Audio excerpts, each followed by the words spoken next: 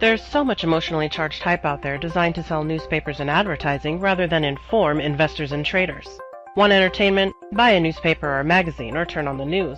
Want investment and trading concepts explained? Look to TechnoTrader. TechnoTrader is the gold standard in trading and investing education taught by experienced and accredited professionals. Don't learn to trade from fad-chasing day traders, and certainly don't think you can grow your portfolio by attending a weekend seminar or watching a free video online.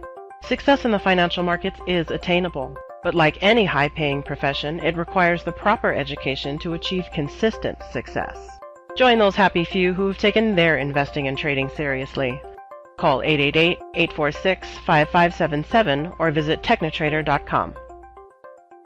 Good morning, everyone. I'm Martha Stokes, Chartered Market Technician, and today I want to talk about the global financial renaissance. We're going to be talking about Metaverse. We're going to be talking about all kinds of new technologies that are coming out of this pandemic. There are still a lot of people worried about the pandemic right now. There are other people who believe it's all bogus. It doesn't matter. We have a huge amount of change coming. Metaverse is just one of many. I'm going to explain what it is and what it is not. And I'm going to explain how you can make money with it and how you cannot make money with it.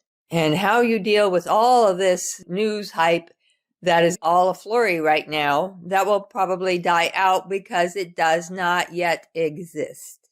But we are going to talk about it, and we're going to talk about my new virtual course that's coming in January that you can participate in if you wish, and it will be very, very exciting because I'll be presenting all kinds of things that you have never heard about before that you can invest in or trade and make money from in the future. All pandemics end at some point, and this one will also end. There's a point of time when herd immunity kicks in, and although the virus remains circling around, it is an endemic situation rather than an epidemic situation. An epidemic or pandemic is when most of the people have never been infected with the new virus, and they don't know much about the new virus, and they have no idea what the long-term lasting impact is from the virus because all viruses have secondary infections. So they try to mitigate it, and they also try to control it due to the healthcare issues, onward and upward. The pandemic will end at some point, and in its wake will come a renaissance of change. Every time there is a global massive pandemic, such as the one as we have right now, the aftermath is change. Massive quantities of change everywhere. One of the key factors that happens in all of these changes is the financial changes. The world changes how it handles finance, how it handles its money system, how it handles transactions, how people buy and sell, how people are consumers and other people are business owners, how corporations grow and function and evolve. Corporations weren't the way they are now 3 or 4 centuries ago. They evolved, and they evolved very, very rapidly out of the Spanish flu. So we have a lot to look forward to when this pandemic ends, because it will be like the end of a major global war. And it will be all kinds of opportunities and lots of people a certain euphoria and happiness that it is over. And this is going to come. When it comes is not important. Being prepared for it is what is important. We've heard a lot about Metaverse lately, and I want to explain what that is. It is not a new concept. It is not Facebook's concept. It has been under development since cloud computing started in the late 2008 to 2010. It started taking off in 2011.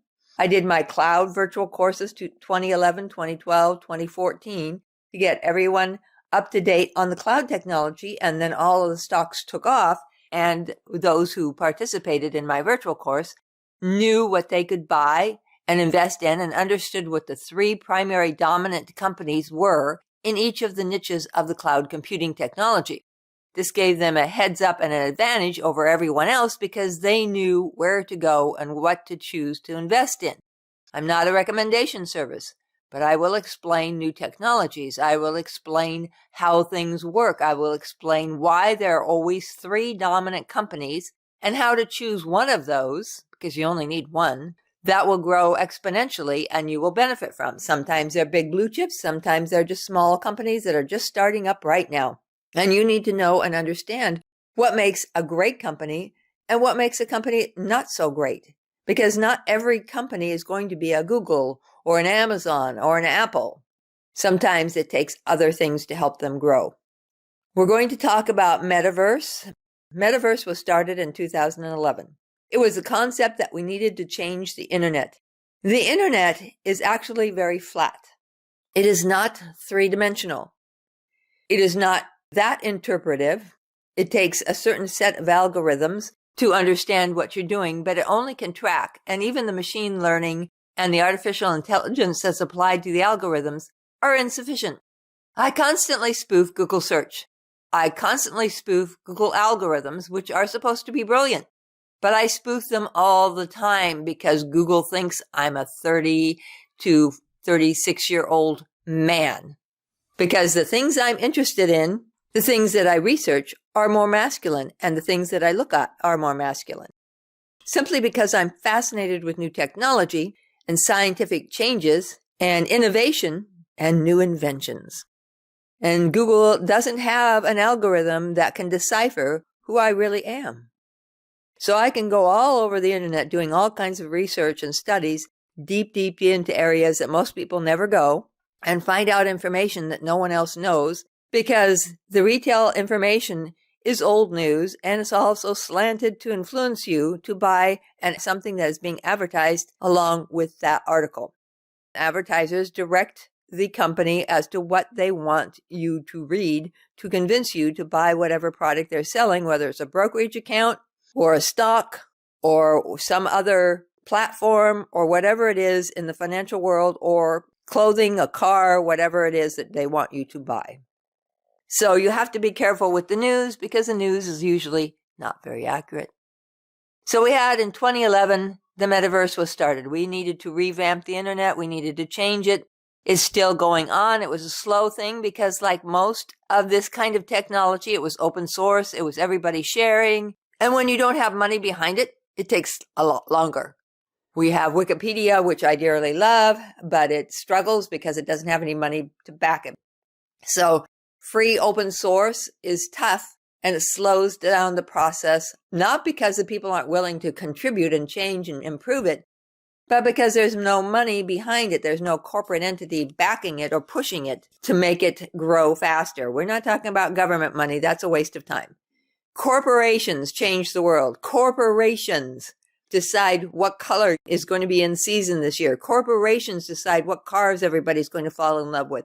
Corporations make the decisions based on what they see and read and hear in social medias. They're adapting and changing constantly, and they will continue to check everything that you write, everything you say on the phone, everything everywhere. They are going to try to keep track of. Now, Apple has tried to curb that invasion of privacy, and a lot of advertisers are furious, and a lot of companies that depended upon Apple's open privacy policy are now struggling, and Facebook is one of those. So Facebook is using the Metaverse to try to get people all excited and buy their stock and drive the price up, and they're doing a pretty good job of it. But that doesn't mean that it exists. Mark Zuckerberg has already told us that it doesn't, and it's going to take anywhere from 5 to 10 years, and it will take more than 10 years. The estimates are low, and how do I know? Because I once owned a software company, and we helped develop the Unix system that is now the Linux system. So I know a lot about programming. So Metaverse is a new way to use and integrate the internet within our daily lives, to make it more personal, to make it more useful. You can go on Amazon and you can look at something that you want to buy, like a shirt or a tie or a dress or whatever, or a coat. But you can't try it on. You have to order it, buy it, bring it into your house, try it on, see if it fits, see if you like it, see if you like the color, and then you can either buy it or sell it back. With the Metaverse, you can do that same thing, and Amazon will be all over this, that you can actually literally go into the Metaverse and experience it as if you own it already and try it on and have everything there that will tell you how it looks. Now, what we need to do to make this work is, 1, colors need to become normalized. Voice recognition and voice adaptation by computers needs to be much better than it is. We need to be able to have computers really visually see things rather than just snap pictures of you all day long while you're working with your Alexa in the kitchen. We need to have a much more humanized relationship with our computers, with our technology, with our internet. A humanized internet, a humanized experience of buying online, a humanized way of approaching music, gaming, technologies, research, schools, education, a much more integrated to the way that humans behave. Humans hear, humans see, humans interpret, humans understand. The metaverse is going to do that in time. Right now, what's happening is we're adapting to our technology. We're adapting to the way the iPhone works. We're adapting to the way our tablets work. We adapt. We adjust to the computers that we use every day. We adjust to the internet that we use every day. We adjust to the way businesses do business via the internet, the way the internet works now. What the metaverse means is that we're going to be changing it so that it integrates and reacts the way we react, the way we behave. And in that way, it will transform things in such a way that it will be magnificent. Now, we're hearing a lot about how there are people buying real estate on the metaverse. Well, that's really cute. But if they're spending $10 million for a small space on the metaverse, which is a form of a new type of internet that will be humanized and have a human personal experience rather than you adapting to the internet the way it works now. How do they make money on that? How do they use that real estate that's virtual? We're going into a much more virtual thing, but what you don't understand is we're also forcing the virtual to become more human. It has to in order to work the way people want it to. People are frustrated with the internet because it really doesn't understand. When you type in a search, Google presents to you whatever it wants you to see. Not necessarily what you want to see, but what it wants you to see. You could customize your news so that you didn't have to read all the bad news, but that it would force the news people via the metaverse to give you only positive news. Wouldn't that be marvelous? It would infiltrate and study and check and verify that what you're reading is not bogus or a lie or misinformation or something that somebody just made up. Right now, everybody's talking about the metaverse. And they're talking about, oh, you can have an avatar and you can put all these cool clothes on and you can do this gaming. That's not the metaverse. That already exists. That's gaming. What we're talking about with the metaverse is a totally new concept that is mind-boggling because it is so huge and it's going to take a long time. The World Wide Web was not created in 1 year or 5 years or 10 years. It took a very long time. And the World Wide Web evolved into the internet. And the internet evolved into Google search and Microsoft and all the other companies that provide search engines. And a search engine evolved into something else. We need to have something beyond a search engine. We need to have something beyond Wikipedia. We need to have something beyond what we have right now. We have outgrown our own technology. Technology should not rule the human. The human should rule their technology, but that's not how it works right now. Right now, every technology that you have controls you because you have to do it in a certain way. In the future, with the metaverse, you will be able to manipulate and change your computers and your phone to suit how you want it more than what you do right now. I'm talking about major changes. We have to have a lot more going on in order for this to work. We have to have some sort of cybersecurity that works, that is simple, that everyone can use. We also have to have a voice recognition that works. We have to be able to not have to type in a text because the voice texting doesn't work. We have to be able to go and look for a research paper and actually find what we're looking for. We have to be able to go online and buy anything, but also experience it before we purchase it. We need to humanize our computers. We need to integrate them in a way that makes humans more successful, happier, and more secure. Right now, just the opposite is happening. We have no privacy. We have no security. We have a risk all the time that the computers will collapse or something will go wrong. We have the fear of the pandemic, and we have no control over it because we don't understand it, because nobody is able to tell us exactly what the heck it is. The metaverse is a huge leap forward in our technology, but it will take time to come. So you have time to learn about it and to learn how you can use it to make money. Those who are buying real estate on the metaverse right now, how are they going to make money on it? How are they going to sell it? What value in the future will it have?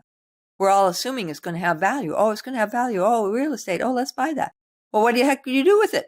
Put a game on it? Put all of your information on it? What do you do with it? With real estate, you can live on it. You can build a house. You can build an apartment complex. You can sell it. You can use the equity of your home, and you can add on another garage or whatever. So the metaverse is something that's going to be hard to understand, and it's going to take time to change. But it is the future. And right now, the only thing that really exists in the metaverse is gaming. And that's a lot of fun, but that's not very profitable. So my virtual course is coming in January, and it's very exciting. We'll have a lot of different things that we're going to talk about. We're going to talk about the new integrated artificial intelligence. We know about artificial intelligence. It's been around for 30 years. But there's an integrated artificial intelligence that creates a humanization between the AI and the human, which is going to change everything. We all know about machine learning. That's been around for 30 years too. Machines have been learning, but there is a more advanced MI that's coming that's going to alter all kinds of algorithms and all kinds of ways that we either protect our privacy or lose our privacy. Decentralization of industry, decentralization of finance, decentralization of the monetary systems is coming. It's already started. Supply chain plan tuning has already started. Distributed ledger phase 2 and phase 3 has already begun. MetaMask technology, metaverse technologies, crypto technologies, the Internet of Behaviors. Understanding the behaviors of humans. Hyper automation, extended reality. This is way advanced to virtual reality technologies, quantum computing technologies, which is advancing rapidly, enhanced connectivity technologies, voice as user interface, also known as voice recognition, facial expression recognition technologies, and net neutrality. Net neutrality is huge and important. We're going to be covering more advanced dark data mining out of social medias and other things you use every day, and the personalization technologies that will transform the internet from something that you are forced to adapt to something that adapts to you in truth and reality. We do not have that. If you go into Amazon and you type in, I want to read a book about child behavior, it doesn't pull up books just about child behavior. It pulls up the books that Amazon wishes you to buy. If you go into Amazon and you type in, I want to buy a home theater system, it pulls up all kinds of things that are not home theater systems. It does it deliberately. Right now, our technology forces us to adapt to the technology it is. Right now, our internet forces us to adapt to it. It forces us to reveal certain things about our personality or our behavior that may not be necessarily us. Google thinks I'm some sort of young guy. And I get all kinds of weird stuff advertising at me all the time. It's like, wow, this is really strange. It has no idea of my identity. And there are a lot of identities now in the human genome system. There's a lot of identities in social structures going on right now. We are on the cusp of a massive explosion of new technologies that will make the 1990s new technologies seem tiny. This is the most important virtual course I have ever created. I started writing virtual courses in 2011, and this is the most important one because it sets the stage for the next 30 years. In this decade between 2020 and 2030, there's going to be massive changes that go on that can create great wealth or poverty.